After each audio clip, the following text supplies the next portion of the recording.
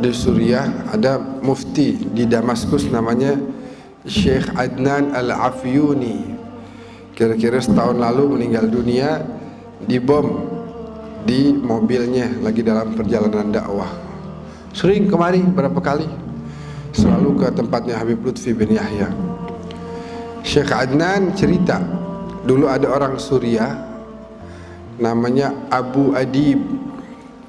Abu Adib dapat rezeki berangkat ke Madinah. Udah kerja, nabung ke Madinah, ngajak 4 orang, ibu, istri, dan 2 saudarinya perempuan dua-duanya.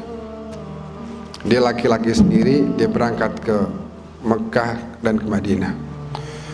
Selesai umrah dia ke Madinah ziarah Nabi. Sampai di Madinah ada musibah. Apa musibahnya? Tasnya hilang. Tuh tas isinya duit buat dia selamat di situ, dia hidup dari situ, makan tuh udah siapin duitnya dari situ. Hilang. Cari ke sana kemari, ke barat, ke timur, utara, selatan, nyari nggak ada tuh tasnya.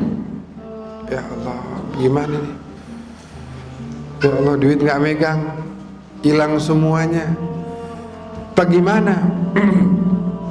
Dia keingetan dawuhnya para ulama yang mengatakan bahwasanya kalau idza daqat bikal ahwalu yawman fa'akthir fi salati ala Muhammad. Kalau seandainya kondisimu lagi sulit, maka perbanyaklah baca salawat kepada Nabi Muhammad sallallahu alaihi wasallam.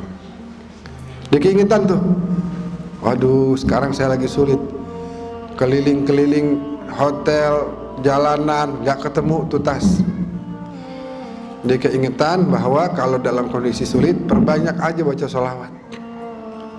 Perbanyak aja baca sholawat. Baca sholawat itu luar biasa, Bu. Siapa orang sholawat 1 kali, Allah sholawat 10 kali. Siapa orang sholawat 10 kali, Allah sholawat 100. Siapa orang sholawat 100, Allah sholawat 1000 kepada dia. Siapa orang sholawat 1000, hurrima jasaduhu minan nar, maka diharamkan jasadnya masuk ke dalam neraka. Orang selawat 1 hari 1000 kali bisa istiqamah, maka gampang kok 1000. Dulu kiai-kiai dulu tuh kalau ditanya gimana santri-santri, ini santri pada malas. Kenapa? Masa baca tahlil sehari cuma bisa 5000 kali? Oh dulu itu dianggap malas tuh.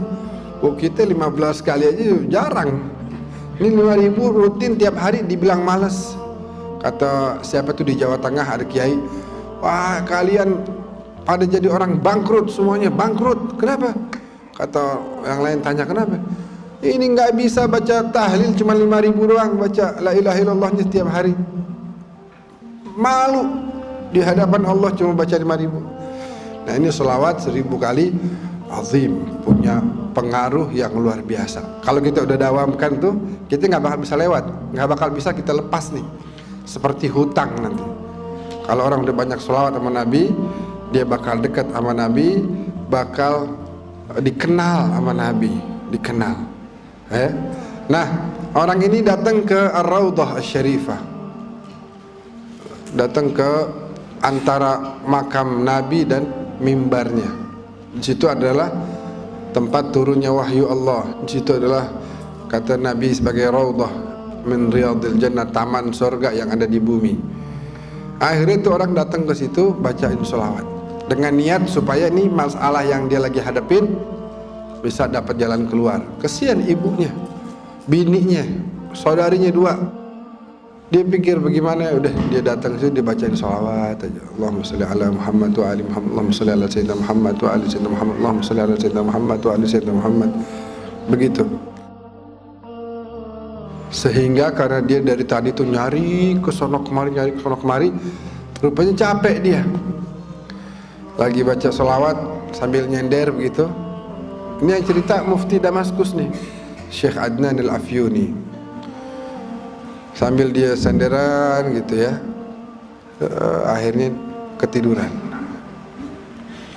ketiduran dia dalam sedang membaca sholawat. Dalam tidurnya Allah takdirkan dia berjumpa dengan junjungan kita baginda Nabi Muhammad sallallahu alaihi wasallam. Dan orang kalau dia ngelihat Nabi, sebagaimana beliau sabdakan, man ra'ani fil manam faqad ra'ani fa inna syaitana la yatamatsalu bi. Siapa orang lihat aku di dalam tidurnya, dalam mimpinya, sungguh dia telah melihatku. Karena yang namanya syaitan atau jin tidak mampu menyerupai para nabi, apalagi Nabi Muhammad sallallahu alaihi wasallam.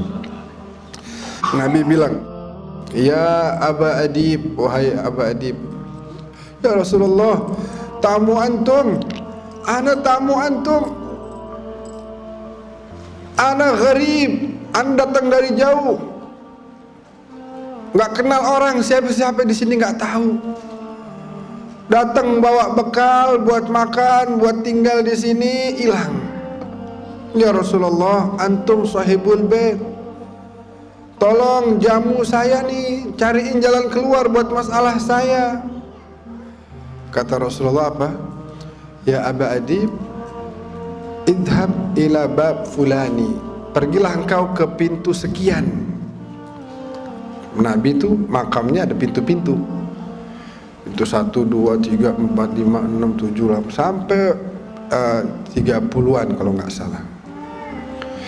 Pergi engkau ke pintu sekian, disebut sama Nabi. Nanti ada penjaga makam di situ, namanya Utsman. Bilang sama dia bahwasanya inna Rasulullah yuqri'uka salam. Nabi Muhammad bilang kirim salam sama dia. Bilang sama si Utsman, engkau setiap hari bersolawat 1000 kali kepada Nabi. Dan sekarang Nabi memerintahkan engkau untuk memberikan jalan keluar bagi saya. Cariin jalan keluar bagi saya. Terbangun dia nangis gerung luar biasa. Bagaimana enggak? Dia pandang tuh wajah paling indah. Dia dengar tuh suara paling merdu. Ya, dia lihat ciptaan Allah paling sempurna. Buru-buru dia salam ke pusara suci Rasulullah, lalu dia cari ke pintu sekian, terus dia bilang, "Afikum Utsman, ada dari kalian nih para penjaga yang namanya Utsman?" Terus satu orang bilang, "Hadza, ini orang ini si Utsman."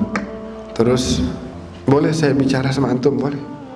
"Ya Utsman, saya Abu Adib dari Suriah.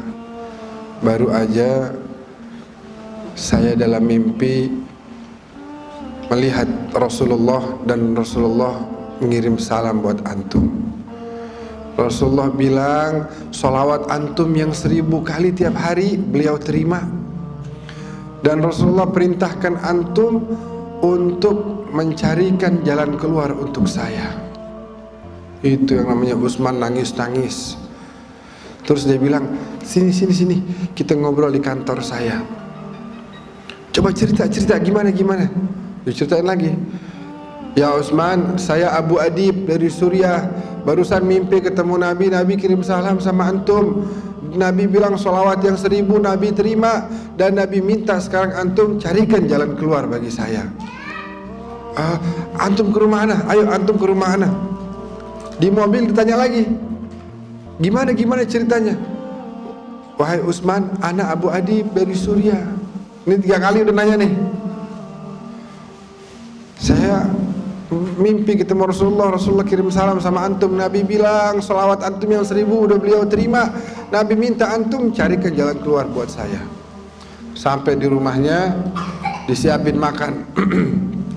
Sebelum makan ditanya lagi gimana ceritanya. Diceritain lagi. Selesai makan ditanya lagi. Lagi minum teh ditanya lagi.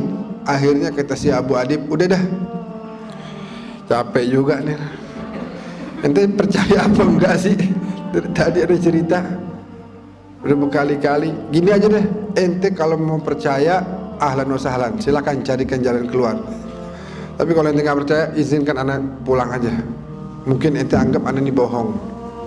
Tapi emang begitu, ana mimpi tadi begitu, apa adanya ana sampaikan.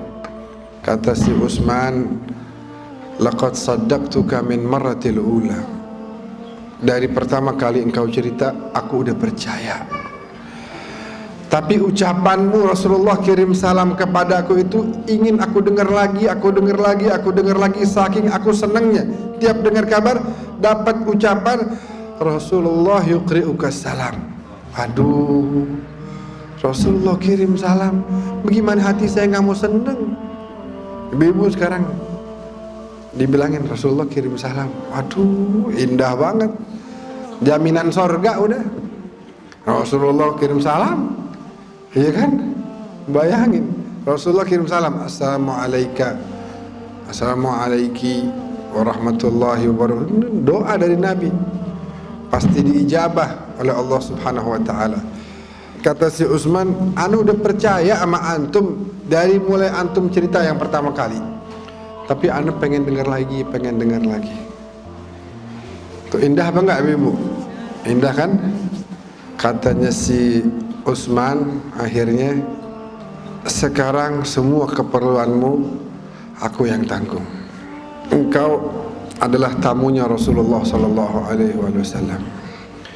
Maka sebuah kemuliaan untuk saya menjamu tamunya kekasih saya Rasulullah sallallahu alaihi wasallam.